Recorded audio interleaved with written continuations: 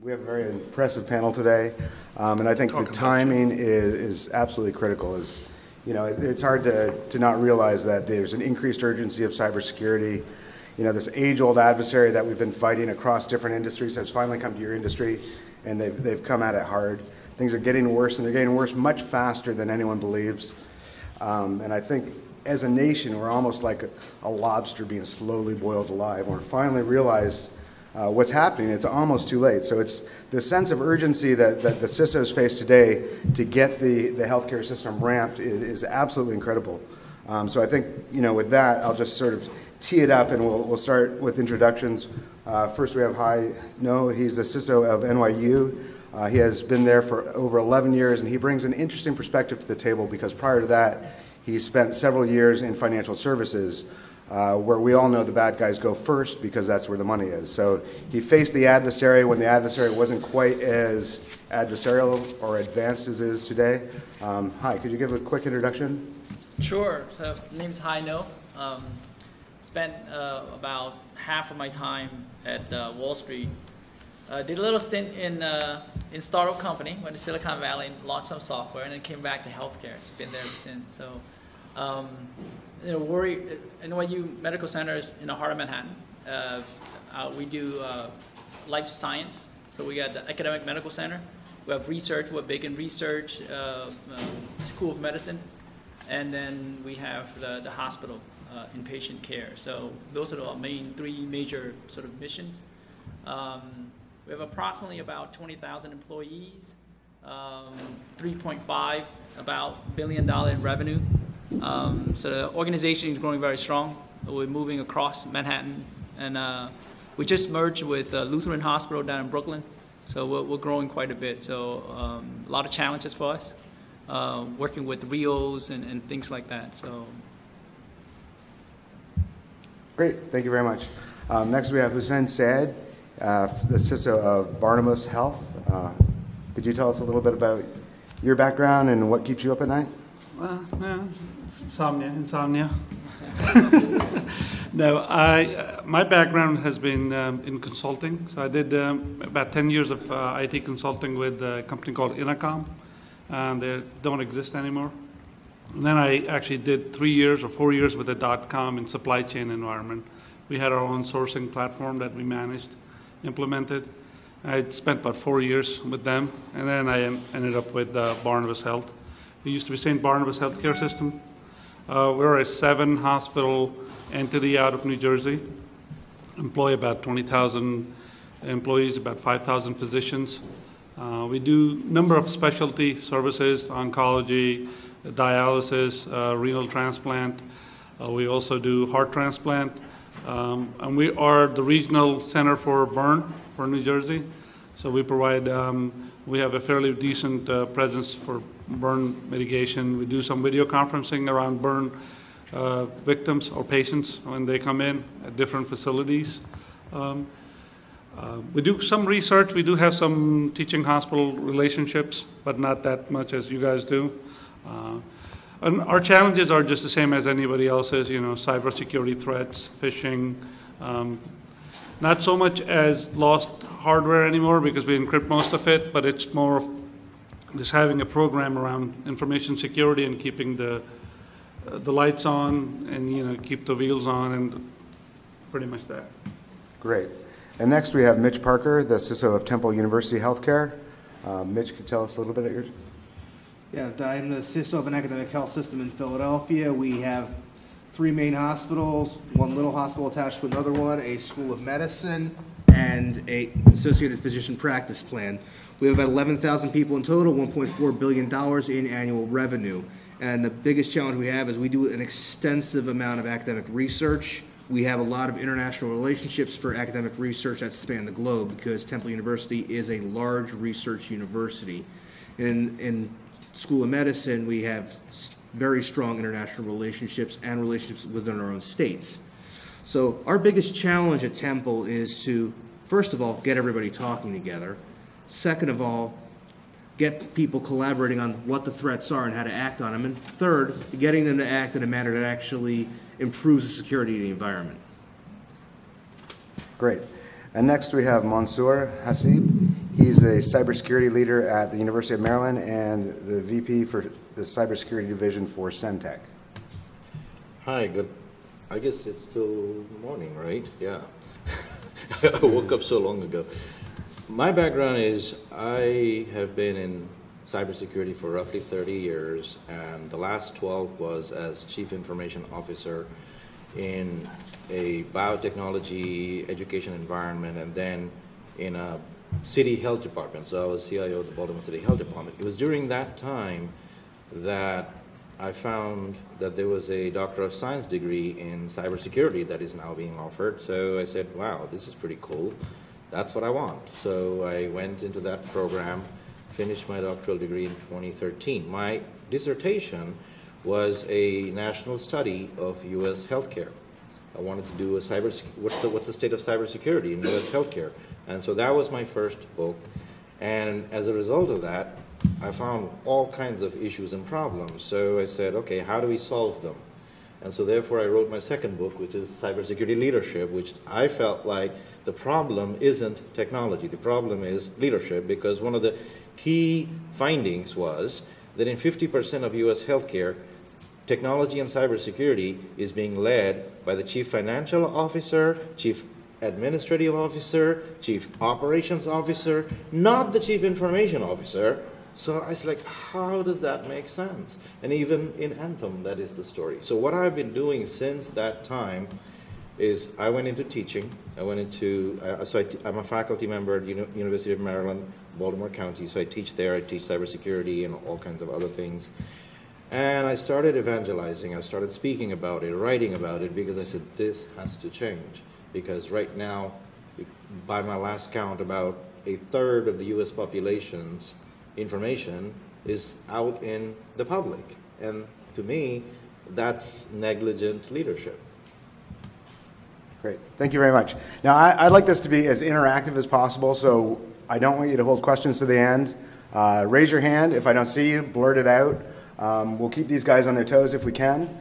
And I want to make it as relevant to all of you guys as it can. We have first question right away. So we had a session this morning. I'm going to ask the same question, but I'm going to phrase it differently.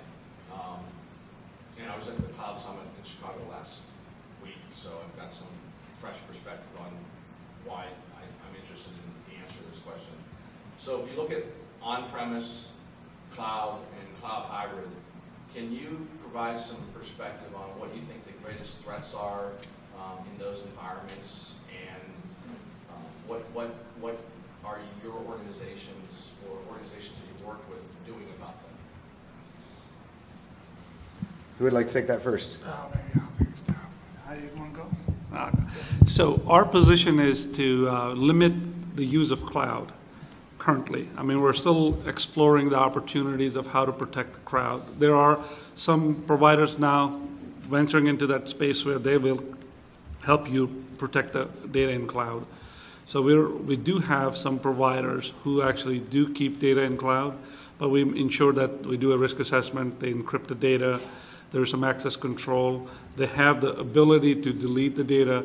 The bigger challenge that we see is if they don't know how many copies of data exist, how would they delete it when the need comes up?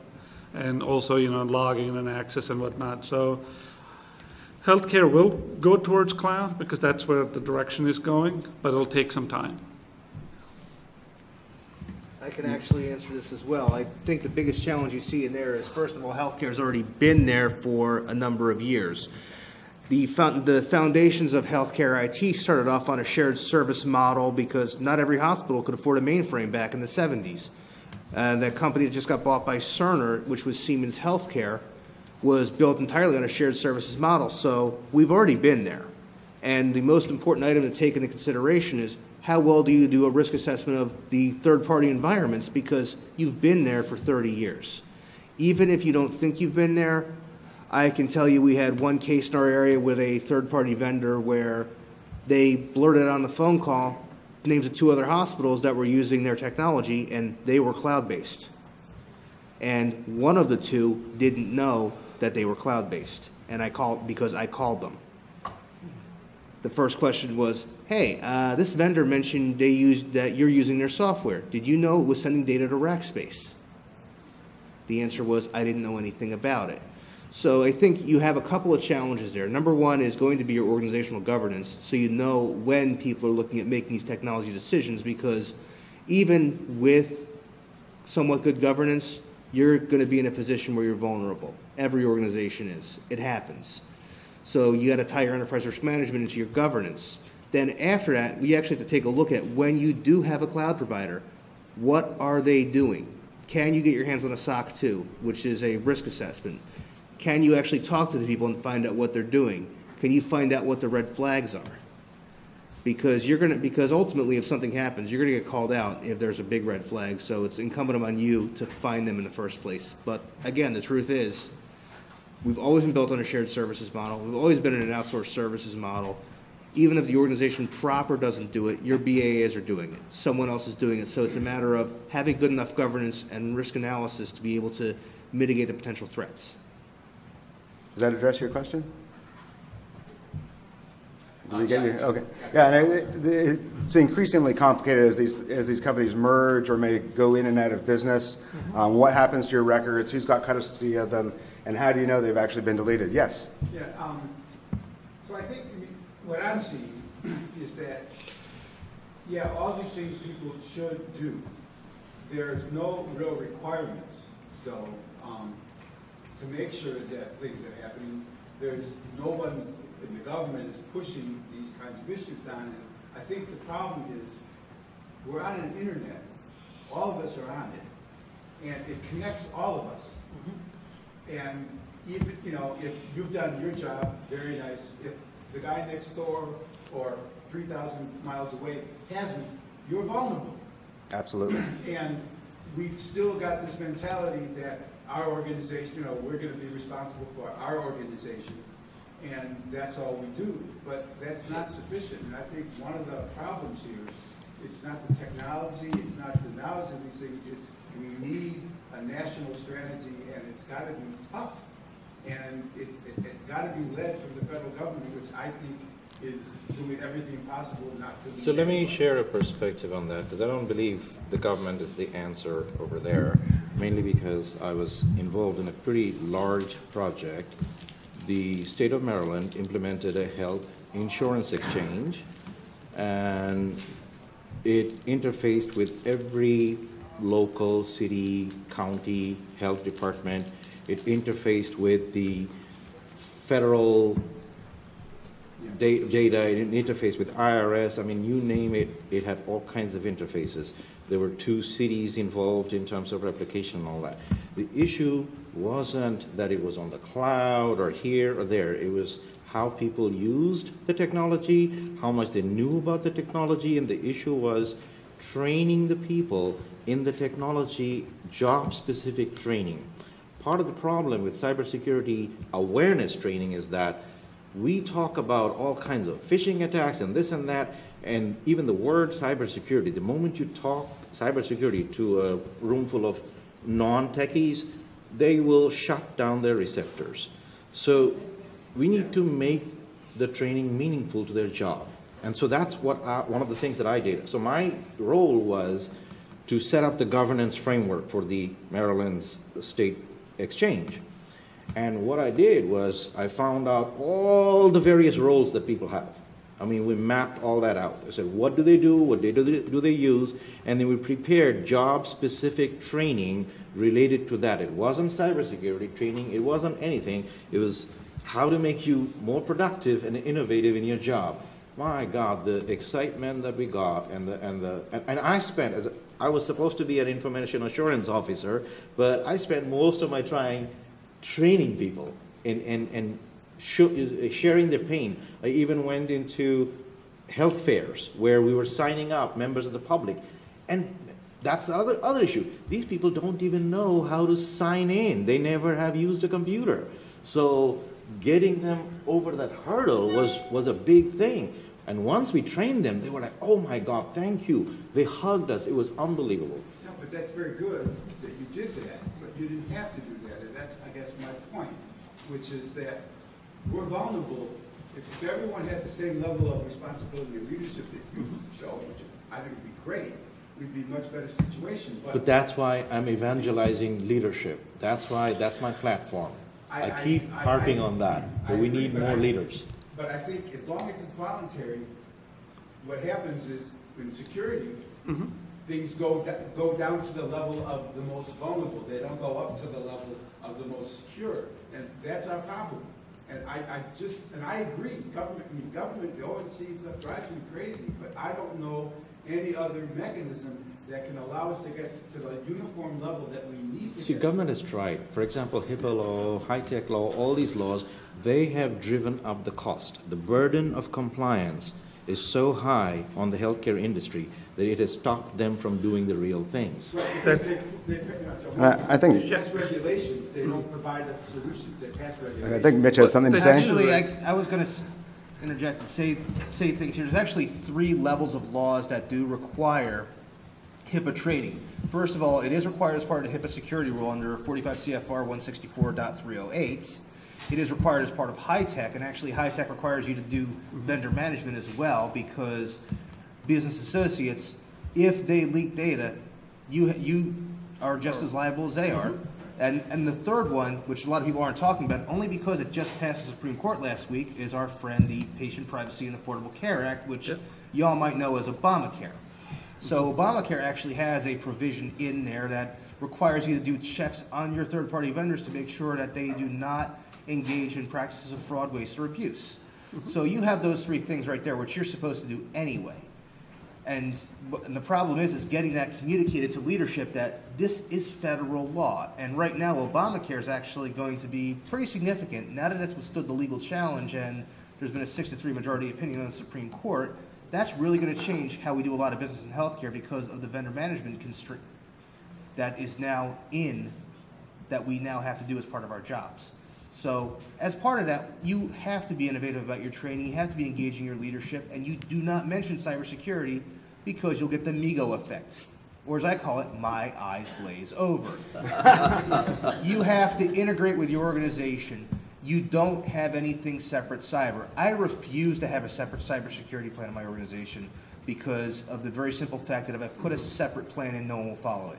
And also because when you want to train someone for an incident, you train using generic terms so that you can more effectively assemble a team as opposed to training for cyber, which again, one of my organizations had a policy on that. I looked at it, I said, this policy is worthless.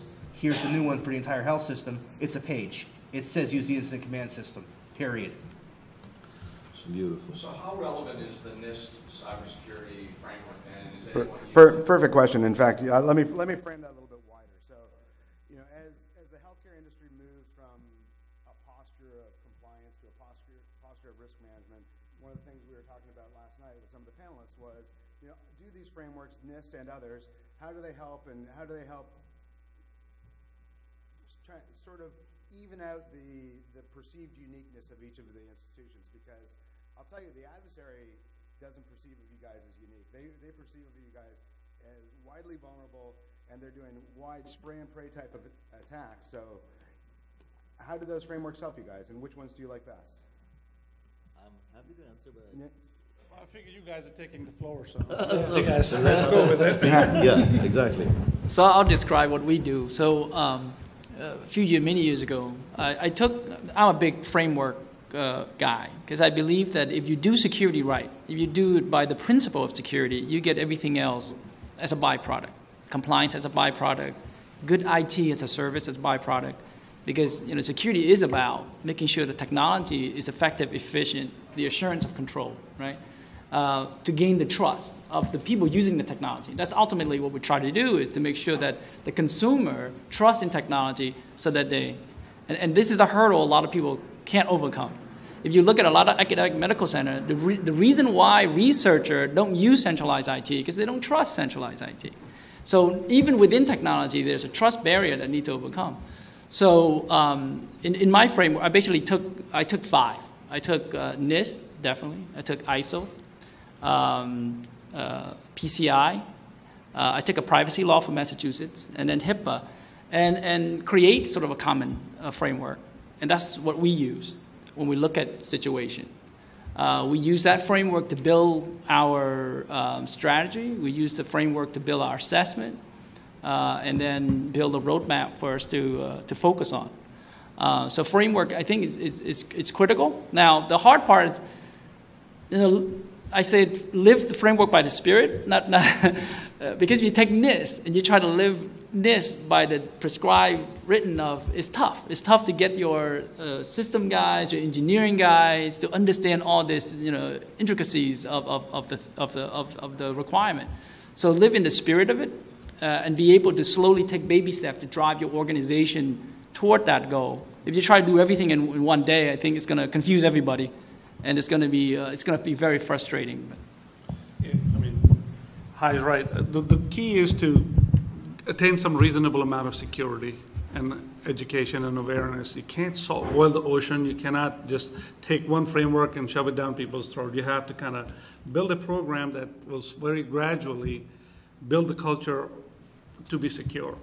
And that's what the frameworks will typically do, is if you take it from the top down, build a plan around it, and just don't think that the framework is really going to secure you. Framework or a compliance program will give you some methodology that you can implement to get to a point where you will feel secured. For example, third-party assessments. You can take any framework, or you could go with SIGs or whoever. Unless you have a plan or program that will have some sort of repetitive means of assuring that your business associates are doing what they need to do. And getting a certificate of HIPAA compliance is not going to solve the problem, because they will, we know, they will change hosting providers, they will hire new people. There's a high turnover in business associates because those are the type of commodity type of business they do. So going with the framework will help, but you have to augment the framework with your organizational culture. And that's where the big problem becomes in healthcare. Shadow IT was a big thing. Very slowly that's changing.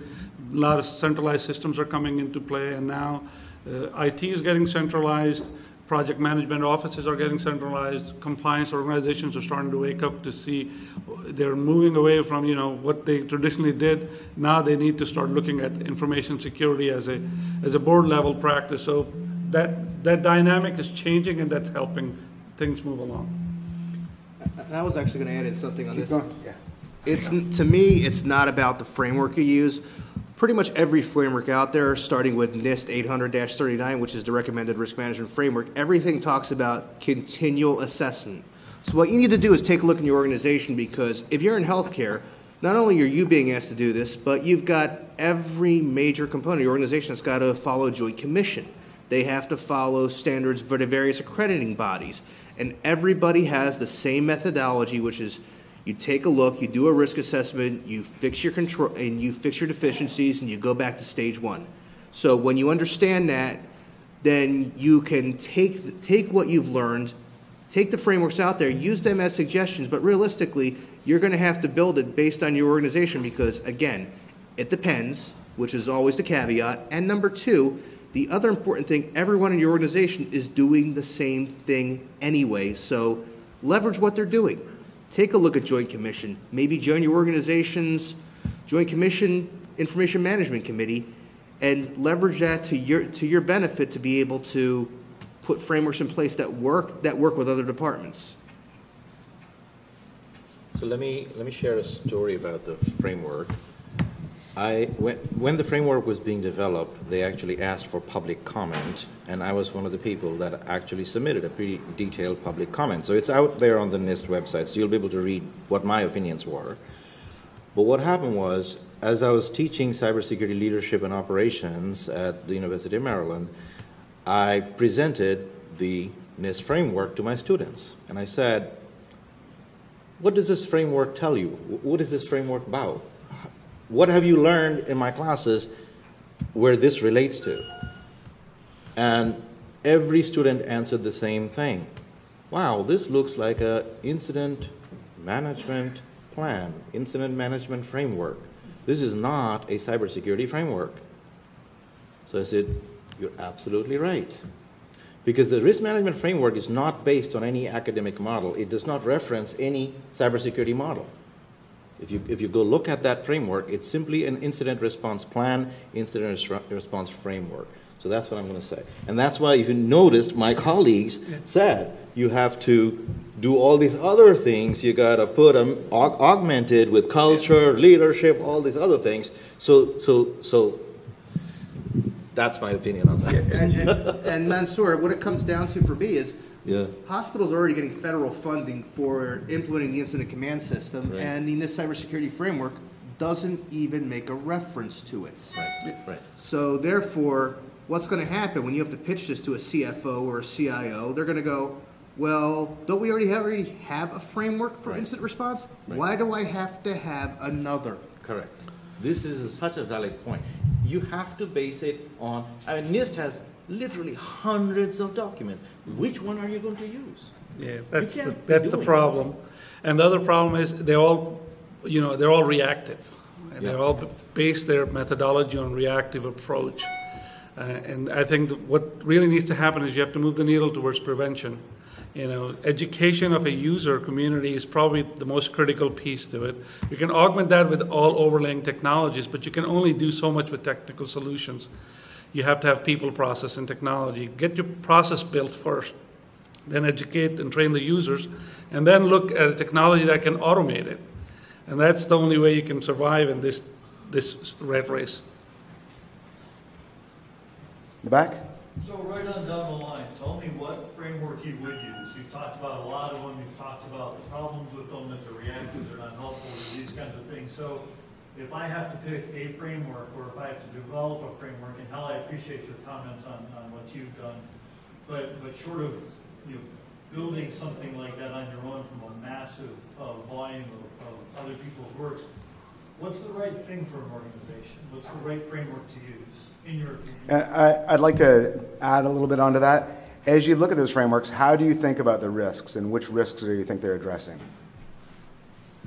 Okay, so this is, on your table, there's a copy of the U.S. Cybersecurity Magazine. The October issue, October 2014 issue, is where I published the academic model that is used to manage cybersecurity. Okay, that is built upon tons of research work done. So you should read that. It's also on my LinkedIn profile. There's plenty of, you will see YouTube videos and everything that describe this cybersecurity governance model and framework. And that's what I would recommend. It's also described very well in my book. There's a plug this one. Is that available on Amazon? It's available. It's available on Amazon, Audible. It's available as an ebook, audiobook, paperback. Everything. So, Mitch, what's your favorite framework? And I'm going to come right out and say, again, it's a big game of it depends. You have to look at the frameworks out there and determine which one is right for your organization. And caveat emptor, with my organization, I have a mix of everything. So when we have a common risk assessment framework we use across our enterprise. And when I took a look at that, I mean, I have stuff from 6 different sources in my risk assessments. I mean, if I was to start off fresh and not knowing anything, I'd probably pick an established one like HTRAC just because that's quote-unquote good enough and I can build onto it later. But realistically, what you should be doing is just taking a look at the risk assessments out there, taking a look at the methodologies and frameworks, seeing which ones apply and which ones can be a benefit to your organization, and quite frankly, take what you can and roll your own. I was actually going to say the same thing. Look at all the frameworks and pick and choose what most suits your organization. Ultimate goal is to secure the environment and have some level of compliance, and not getting a seal of approval that you're using HITRUST or COVID or any other framework or even cybersecurity framework. Whatever suits your organization, because every healthcare entity is unique in itself. No two are alike. There's different ways of doing things. So just look at all, get an education on all the frameworks out there, and then pick and choose what best suits your organization and what both you can easily implement and sustain. Because the biggest problem with frameworks is sustaining it. Yeah. And you can put a lot of effort in getting there, but then if you don't have the resources and the rigor to do it, then you won't be able to sustain it. And actually, Hussein, I can add something in with that. I had one question when I handed in our risk assessment for our physician practice plan to the executive director of it last year. His question was to the CIO of the practice plan going, do you think you can accomplish these tasks this year? That was it. We documented everything, but at the end, all he cared about was one question: can you do it? I mean, the same thing with board reporting, right? All these fancy templates that come out, and you look at them, and you're 15 domains to report on, and you scratch your head, and you're like, where am I going to get the audit data? Where am I going to get all these metrics from for the second or the third or the fourth quarter to report on? So you just need to take that and build down your own reporting structure, which will demonstrate the due diligence that you're exercising. And that's the key. If you can demonstrate that there is reasonable amount of due care in your process, the board will understand that. And that's how we look at it. Thank you. Want me to comment? So if you have to pick one, so if I'm forced to, and you said, pick one for me, so I would divide it into two camps. If you're a mature organization or big organization versus your small mom and pop's website kind of thing, so you have to pick one, I would say pick FSMA. If you're a big shop and you can only take one, take FSMA. It's very stringent, very thorough. I think you do a good job with that if you know nothing else.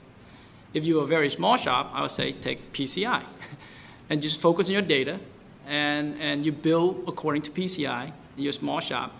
You'll get by pretty well with that. It has a very prescriptive, they're both more prescriptive so that you can get that direction with those two and be able to carry out a decent security program and then continue measures yourself from there. Like Hussein said, you got to continue it. So pick one and continue to practice religiously in every aspect. If you're going to assess a third party, what do you use, right? So you have to pick one and pick that one. You have to assess yourself. What do you use? So assess your own organization, your own operation, and see how that fare out. But if you continually do that, then you'll be able to create some metrics for yourself. Have you matured? Have you gone from a CMM level 0 all the way to 5 or not? So across other industries, like the frameworks are great and they're high level, but across other industries, 80% of the breaches are basic cyber hygiene, which comes back to people and processes. Maybe we could go across the board and just talk about, how you deal with, you guys are no strangers to hygiene, but cyber hygiene you seem to be strangers to, and especially given some of your organizational challenges with some folks who think they're above the rules, how do you address that and how do you get the docs to really buy into this and understand the risk involved? I think the issue, in my mind, isn't about the loss of patient records, it's about the loss of life. And I think if you get up the level of interest to the practitioners, where they start thinking about the loss of life as a result of poor cyber hygiene, they might take it a little bit more seriously.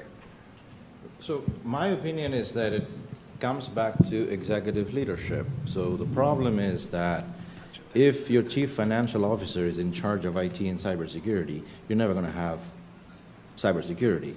That was the problem with Home Depot. That was the problem with Target. That was the problem with Anthem. I mean, name it, that's where the problem is, okay? Because it is not technology that picks technology. It's leadership that picks the right technology, the right strategy, implements it, and implements a continuously improving process. So just putting something in there and just leaving it there is not going to help, because that's going to become obsolete very soon. So you have to do continuous improvement.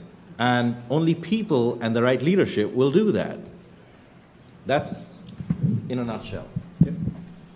And my experience has been with getting the physicians involved is you have to show them the benefits of going your way. Show them what you can do to help improve their experience. Because quite frankly, they could care less about other things. They care about being able to do their job quicker and faster. There is a modicum of interest in cybersecurity. There's some doctors that have an interest in it, but the way we've gotten to it has been a couple ways. Number one, we have a chief academic officer that is a well-respected industry researcher who enforces it for us, who has pretty much laid down the law and said, if you don't do it the right way, then don't even bother submitting your results, because we will not back you. And number two, we have a good rapport with our physicians to where we are able to talk with them about what they're trying to do, what the goals are, so that we could help them collaboratively build systems that work.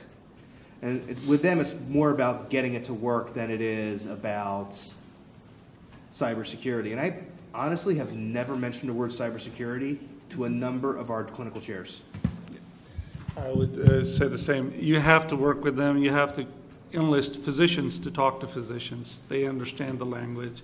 An IT person walking in there and talking about access control and breaches and incidents, it just, like, what was the term you used? The eyes gloss over one? Yeah, that's what's going to happen. They're going to discard it. But if you have their own people talking to them, explaining it to them, and if you understand their business, what the workflow they have to live with, if you can help along that workflow, add whatever security you need to and whatever controls are needed, they'll understand. They're reasonable people.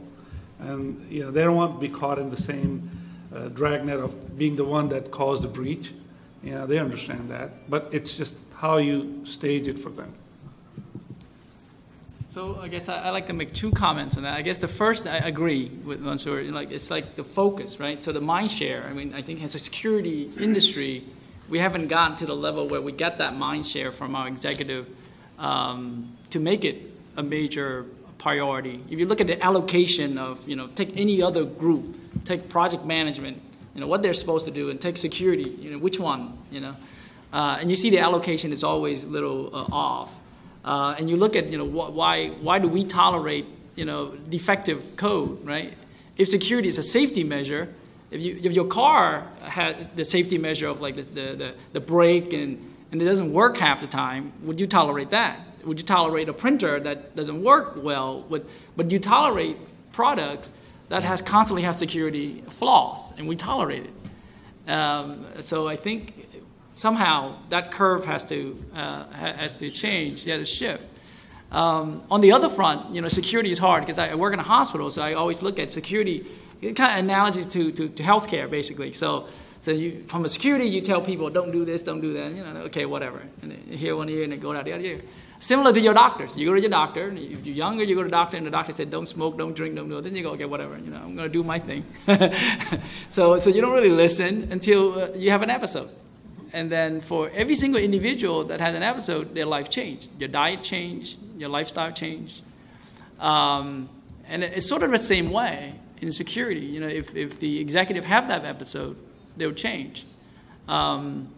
In some organization, you get lucky because some senior executive will have an episode, and then it will change the way that they look at things. And most organizations were unlucky because they never experienced an episode, and therefore you still be in the back seat. Yes.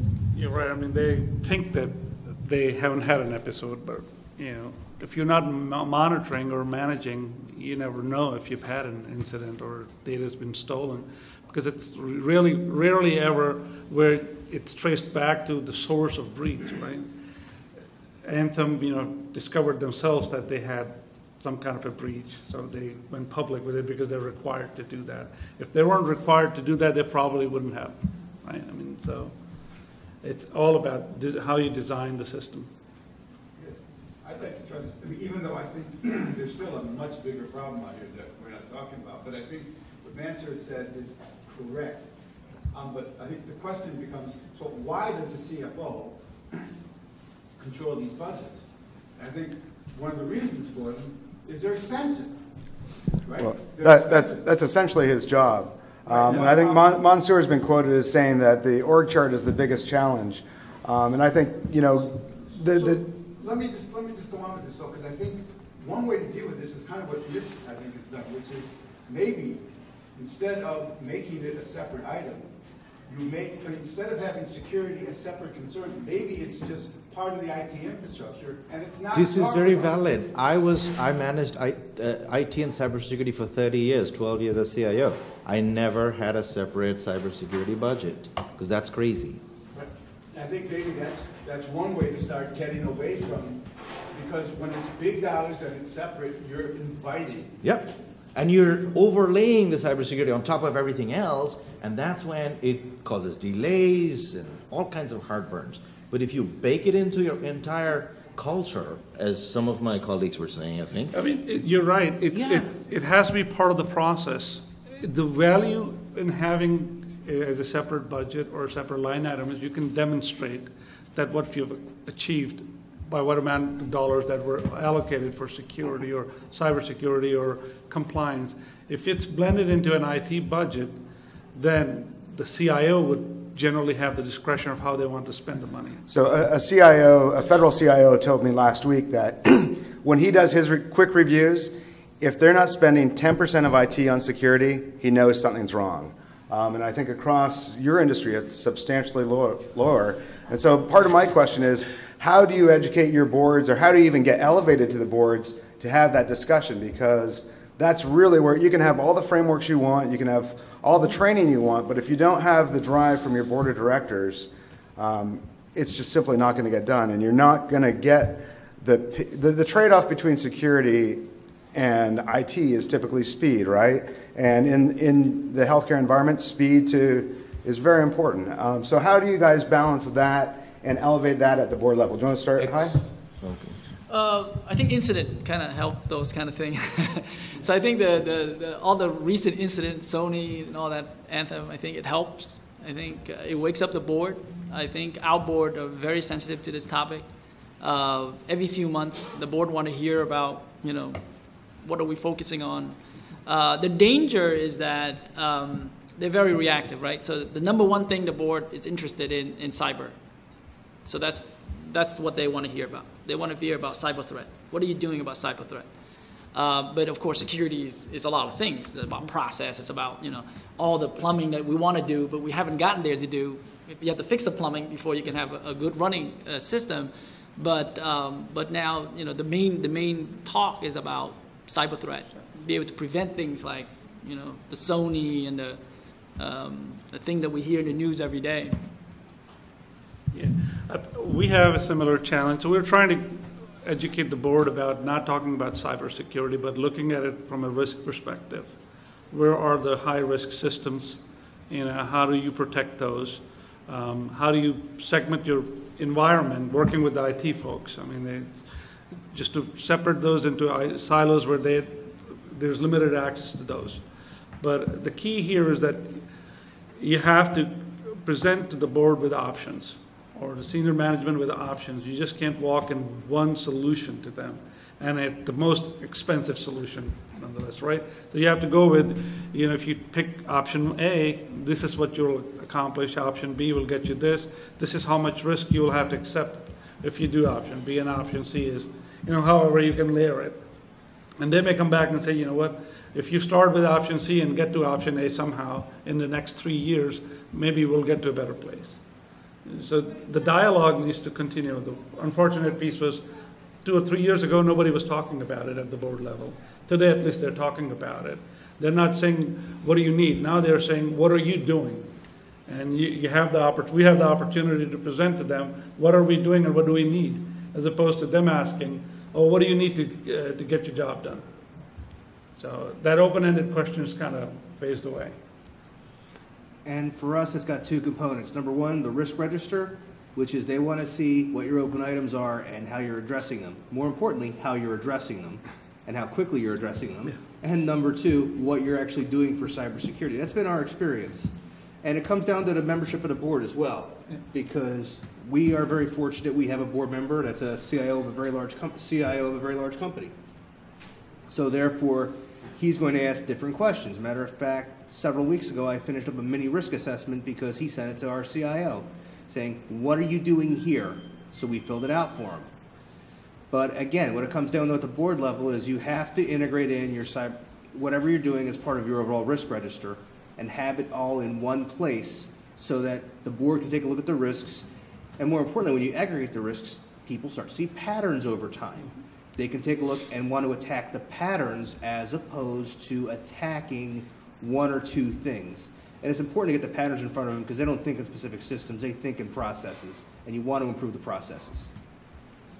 In my case, my experience in advising boards or talking to them has always been that boards are interested in the mission of the organization. So every organization exists for a business purpose. And if I cannot tie the whole cybersecurity and IT strategy to the mission, of either improving health or improving education, whatever the kind of organization I might be, I will get nowhere, to tell you honestly. But boards do understand mission. They do understand risks to the mission. So it is helping them translate that today cybersecurity risks is a business risk. And they also understand governance and how that interplays. And so I use those kinds of terms, and I don't use cybersecurity too much. I then say the IT, the technology strategy, how does it increase my confidentiality of the information, the integrity of the information, and the availability of the information? And forget about the Chinese threats. That's the bogeyman, right? What about people inside doing innocent mistakes or doing something wrong? We got to worry about those also. So that's what I talk about, the governance and the training and the people. And I'm talking about investments in people, raising the training level, productivity level. Then their innovation level goes up. I said, if you do it right, guess what? Cybersecurity will not be an expense. It will be a revenue driver for you.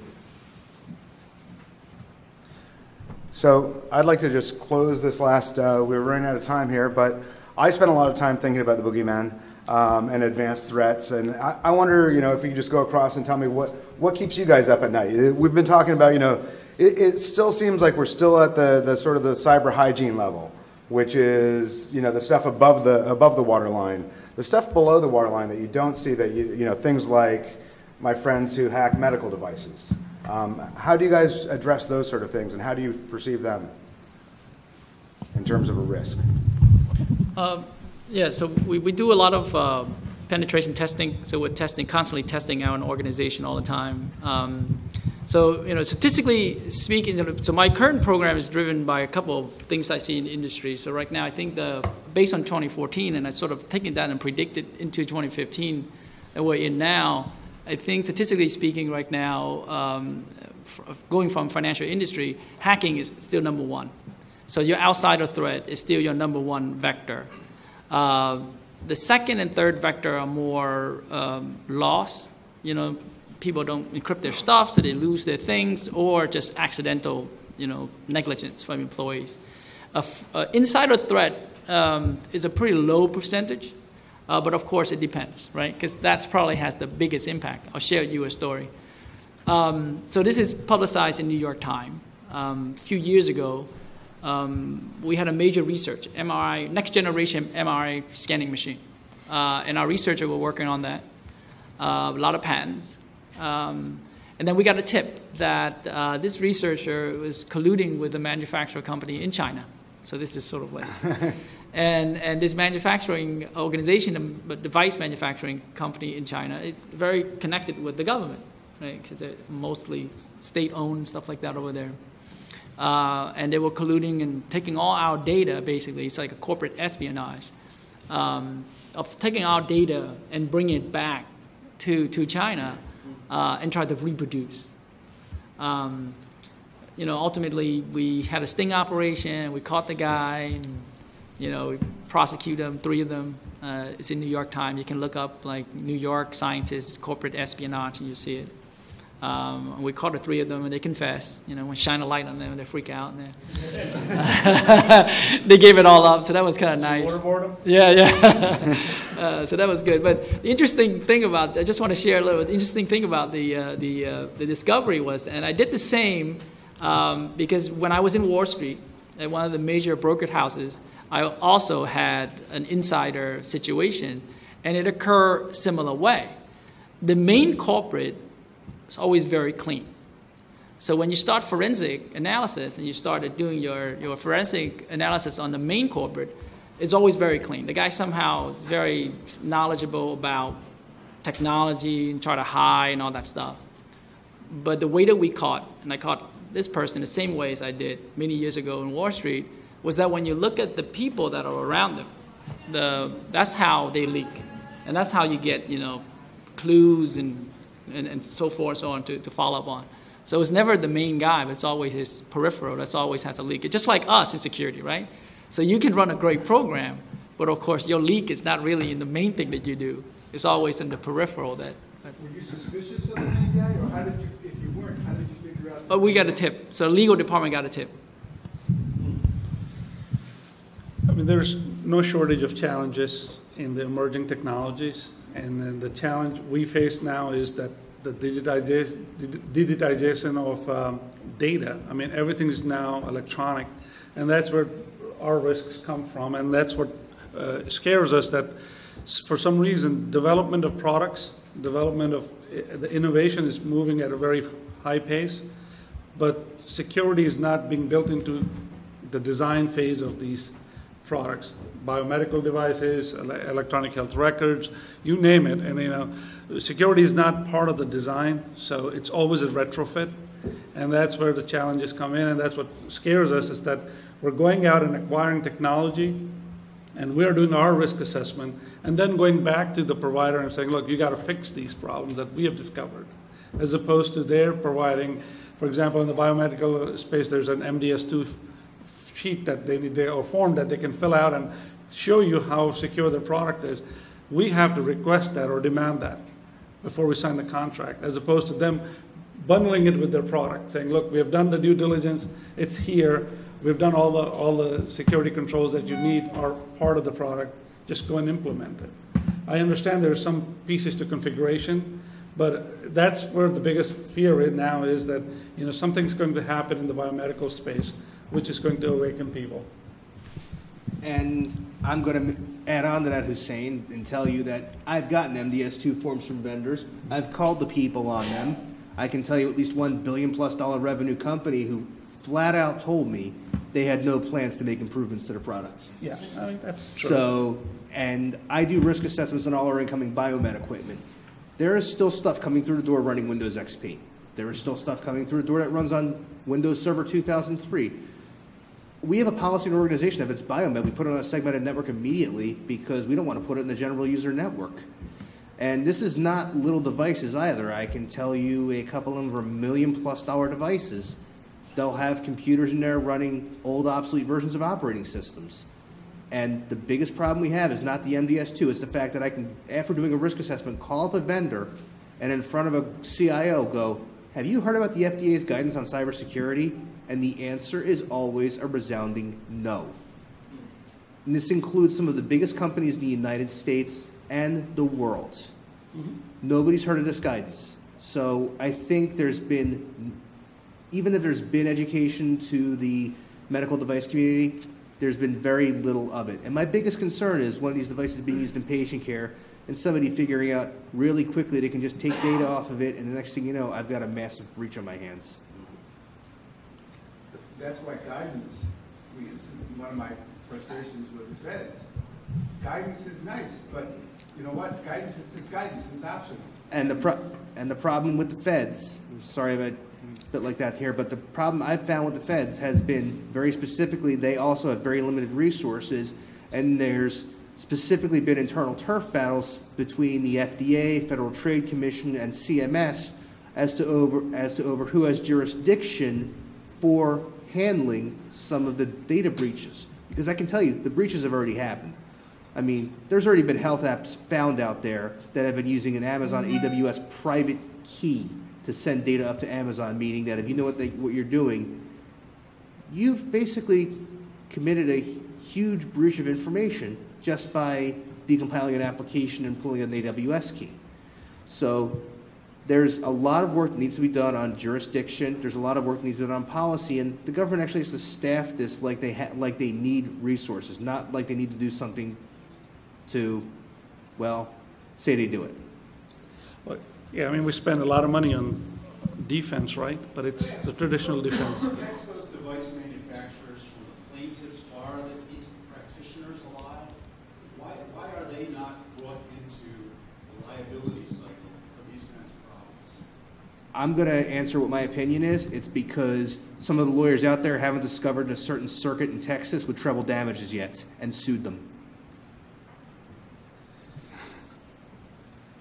Mansour, do you have a perspective? My perspective is that I think that all of this is still a governance issue. Part of the reason that we're having these is because a lot of these organizations are staffed with CEOs who are totally finance-minded. They're not They haven't really grown up in the healthcare industry. They're not so much driven by the mission as much as just making sure we're making money. You see, and that is a huge problem. We need to change that. And how can we change that? By bringing in CEOs who will exercise what I call ethical leadership. Ethical leadership is doing the right thing for your organization, not for your just career, okay? Also, as you make money, share those benefits with your staff and the workers, because that will force them, inspire them to innovate. Because without continuous innovation and improvement at the massive level, we will never get there. Government is not the answer.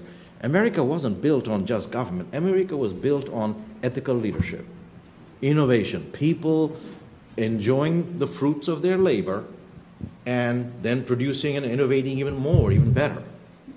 You're right. The security is not an IT problem. Security is a business problem. It needs to be brought to the board, and it is getting there, but it's always treated IT doing security. It shouldn't be IT doing security. It should be business doing security, because that's where, you know, the value comes.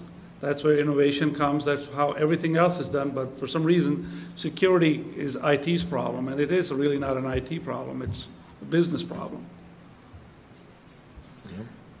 So one final question is, we spoke a little bit last night about cyber insurance, and my position is basically the risk is undefinable, and so in essence, the insurance companies are unable to underwrite the risk if they cannot understand it.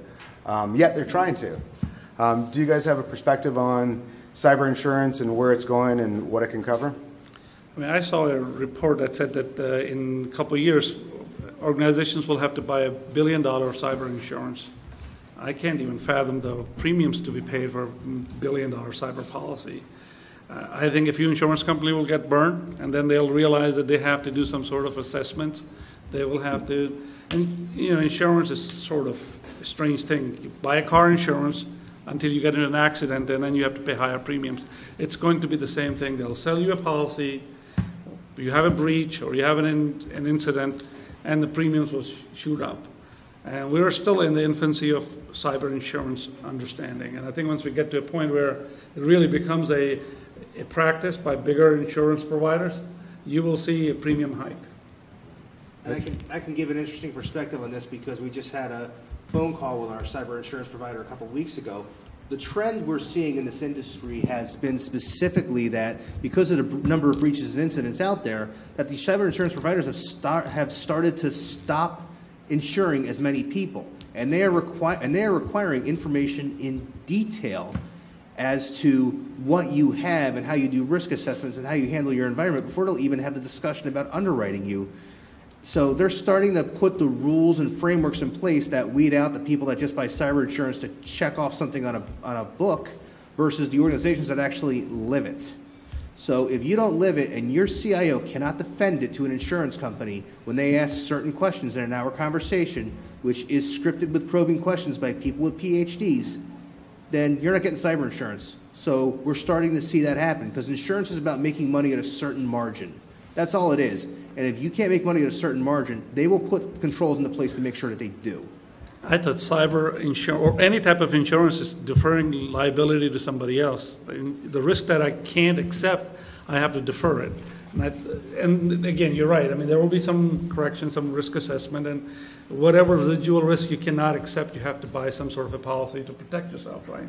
Mm-hmm. Great. I'd like to thank this esteemed panel. I know it's a big part of your day, part of your week to come out and share these insights with this crowd, but I think everyone, including myself, learned a lot. I'd like to join them with a round of applause.